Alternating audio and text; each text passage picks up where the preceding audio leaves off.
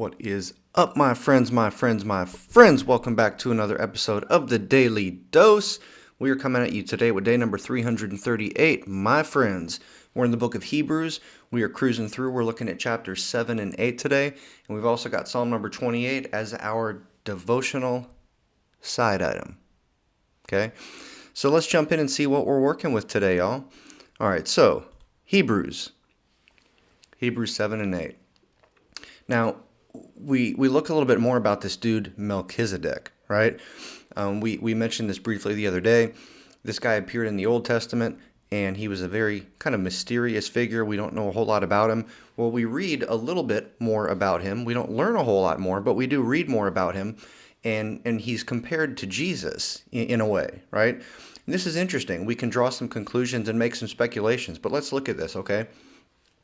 It says, this Melchizedek was king of Salem and priest of God Most High. He met Abraham returning from the defeat of the kings and blessed him. So Abraham had went off to battle, fought some kings, and after the battle, Abraham had all of his spoils. He cruises through, runs into Melchizedek, and then he gives him a portion of everything that he's got, right? We read about that back in the Old Testament, at the very beginning of the Old Testament, okay? So then we read Abraham gave him a tenth of everything. First, the name Melchizedek means king of righteousness. Okay, so the word Melchizedek, that name, the meaning of it is king of righteousness. Okay, and we also read Melchizedek was the king of Salem, right? And king of Salem means king of peace. So this guy's name meant king of righteousness, and his title, the king of Salem, meant king of peace. So this guy's the king of peace and the king of righteousness. Interesting, huh? Because Jesus is the ultimate king of righteousness and the ultimate king of peace. So we have kind of a comparison, if you will, here, right? Kind of an analogy. And then we read that this Melchizedek guy was without father or mother, without genealogy, without beginning of days or end of days, resembling the Son of God. Okay, now, what does that even mean, right? How is this guy without a mother or father? Is the author of the book of Hebrews trying to tell us that Melchizedek was immaculately conceived, or that he had just always existed? I don't know. I mean, I guess that's a possibility. Melchizedek could be a Christophany, which is just a fancy term for an appearance of Christ before the incarnation, right? Because we read that Jesus existed from all time past and will exist through all time present, okay? He existed even before he came into Mary's womb here in our earthly realm. So it says he was without father or mother, this guy. Well, what that could mean is that there was just no recorded record of who this guy's mother and father were. It says without genealogy. Does that mean he didn't have a family tree? Well, maybe, maybe not, right? It could just mean that there was no record of his family tree, right? That as far as people knew, he didn't have one because there was no recording of it, right? And then it says he was without beginning of days or end of days. And again, does that mean that he was never born, that he's always existed, and that he never really died? He'll always live? Maybe, but not necessarily, right? Again, it could just mean that his birth date was not recorded and his date of death was not recorded. It could just mean that this dude is off the grid, that there's no recorded information that anybody could ever come across or find about his genealogy, his birthday, things of that nature, right? That could be. It's a possibility. But then, it specifically says here that those traits of Melchizedek resemble the Son of God, Jesus, right? And it says he remains a priest forever. So this is interesting, right? This is very interesting. I don't think that we can determine for sure if this dude Melchizedek was just some random guy that had like no ancestral history recorded and he just nobody knew anything about him, or was he an early Christophany, an early appearance of Jesus in the human form, right? I guess it's possible. So we read a little bit more about that, and then it goes on to talk more specifically about how Jesus is like Melchizedek in a way. And it's talking about the priesthood in general, right?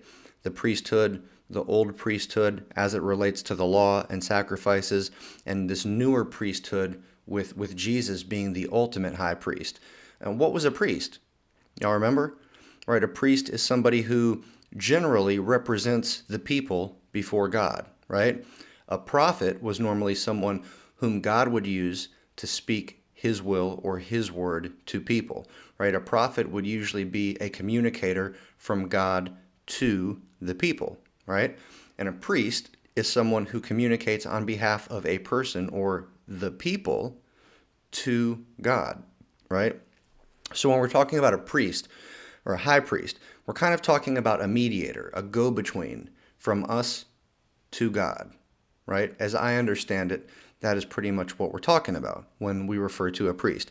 So anyways, here in verse 11 it says, if perfection could have been attained through the Levitical priesthood, and indeed the law given to the people established that priesthood, why was there still need for another priest to come, one in the order of Melchizedek, and not one in the order of Aaron? What does that mean? What does that mean? There was another priest to come, and this priest that was to come was of the order of Melchizedek, and not the order of Aaron, right? The Aaronic priesthood, the Levitical priesthood, right? They're comparing an order of Melchizedek to an order of Aaron, right? And I think that they're referencing Jesus here because they're saying, if the old priesthood of the old covenant was good enough, why was there a need for a new priest to come? Well, I'm pretty sure that new priest to come that they're talking about is Jesus, right? And if it is Jesus they're talking about, then it says that he came in the order of Melchizedek, not in the order of Aaron, right? So it's saying that he came in the same way, kind of, the same format as Melchizedek. Are they meaning that literally? Right? Like he came back again, very similar to Melchizedek? Or are they just saying that, Melchizedek and Jesus shared some similar attributes, but exemplified them in different ways or on different levels? I don't know, friends. It's interesting. It's fun to think about.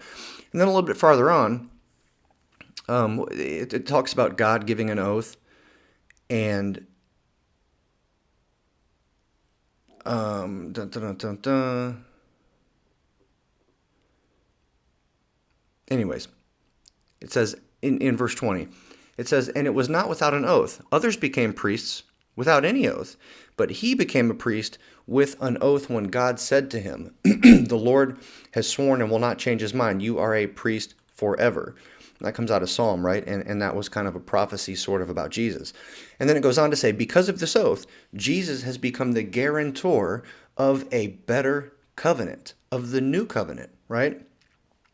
Now, there have been many of those priests since death prevented them from continuing in office. So again, talking about the old priests, the old covenant, the priests of the Old Testament. It's saying that there were many of those priests, right? Because when one died, he would have to be replaced, right? Death prevented them from continuing in office. But because Jesus lives forever, he has a permanent priesthood, right? So nobody has to replace Jesus because Jesus doesn't die. Jesus lives on forever, right? And look at this. Therefore, so because of that, therefore, he is able to save completely those who come to God through him, because he always lives to intercede for them. Now notice that he is able to save completely or forever. Okay? He's fully capable to save completely. Those Old Testament sacrifices, those were really just a covering for sin, right? But Jesus is able to do that. He's able to save us completely, not just temporarily or with a covering, but completely, in fullness, in wholeness, okay? Then it says, those who come to God through him, right? So he's able to save completely. Who? Those who come to God through him. Okay? Friends, Christianity is extremely exclusive, right? Oftentimes people talk about it's inclusive. Anybody can come to God. And in a sense, yes, that's true, right? But in another sense, Christianity is the most exclusive religion on the planet in the sense that you can't do it however you want to. There's not different ways to get to God. There's one way. One way, and that's through Jesus. That's the only way. There is no other way. There is no other truth. There is no other life but Christ, the Messiah, Jesus. Okay? Let me read that again. Therefore, he is able to save completely those who come to God through him. Okay? Because he always lives to intercede for them. So here we have the what. Therefore, he is able to completely save. Okay? That's the what. Then we have the who. Those who come to God through him. And then we have the why. Because he always lives to intercede for them. Friends, that should be encouraging to you. It should be encouraging to me, right? He intercedes for us. He goes to the Father on our behalf, right? And it says that he lives to intercede, right? That's like one of his main purposes, is to intercede for us, for those of us who come to God through him. Amen? That was some good stuff right there. That was some really good stuff. And I'm already running over. I had a little bit more that I wanted to talk about, but for right now, I think that we're just going to leave it right there and drop it without getting into chapter 8. But I want y'all to go in there and read chapter 8. Make sure you read it for yourselves, friends. But hey, that's all we got time for today. Till we meet again, guess what? Deuces.